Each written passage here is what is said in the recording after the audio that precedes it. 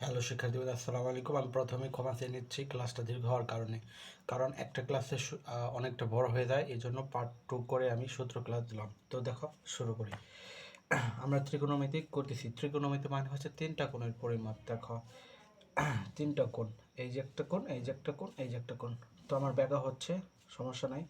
তো এটার নাম কি, এটার নাম কি, এটার নাম কি? তো এটার নাম হচ্ছে, এই যে ধরা হচ্ছে এই যে থিটা বা কোণ, এই কোণের বিপরীত বাহু হচ্ছে লম্ব। তো এটা আমি লম্ব দিব। এটা হচ্ছে ভূমি, আর এটা অতিভুজ। এটা কখনো চেঞ্জ হবে না, অতিভুজ সবসময় চেঞ্জ হবে, কখনো চেঞ্জ হবে না। তো ধরো, আবার আমি এইটা একটু উল্টোভাবে আঁকলাম। তো এটা উল্টোভাবে আঁকার কারণে, তো এখানে আমি কোণ দিলাম। তো লম্ব হবে কোনটা? কোণের বিপরীত বাহু লম্ব, এটা হবে লম্ব। লম্ব, এটা অতিভুজ চেঞ্জ নাই, অতিভুজ চেঞ্জ নাই। আর এটা হচ্ছে ভূমি।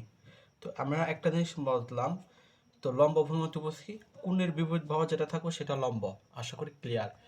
তো এবার আমরা হচ্ছে মেন সূত্র যাই। তো আমরা দেখো একটা টেকনিকের মাধ্যমে মনে রাখবো সূত্র।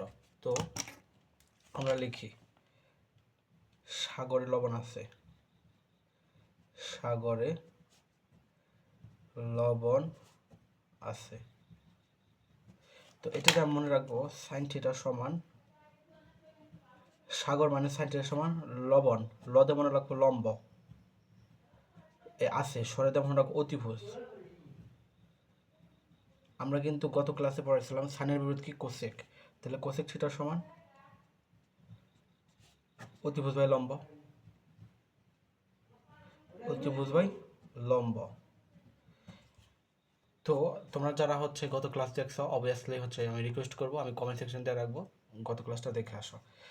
এরপর 2 নম্বর, কবরে ভূত আছে, কবরে ভূত আছে। তো এটা আমরা মনে রাখবো, কবরে মনে রাখবো cos থিটা, ভূতরে মনে রাখবো ভূমি, সরেদে মনে রাখবো অতিভুজ। আমরা জানি কসের বিপরীত হচ্ছে সেক, সেক থিটার সমান এর উল্টাটা হবে অতিভুজ বাই ভূমি।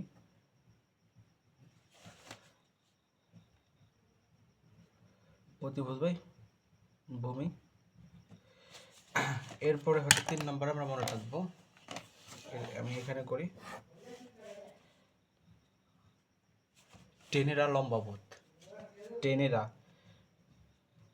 টেনেরা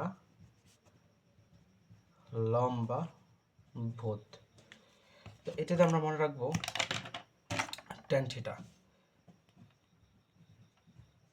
ট্যান থিটা সমান এর লদে মনে রাখবো লম্বা, আর ভূতে মনে রাখবো ভূমি,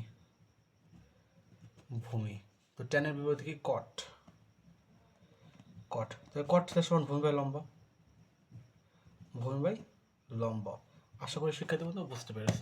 তো আজকে পর্যন্ত, ভালো থাকো, সুস্থ থাকো, আসসালামু আলাইকুম।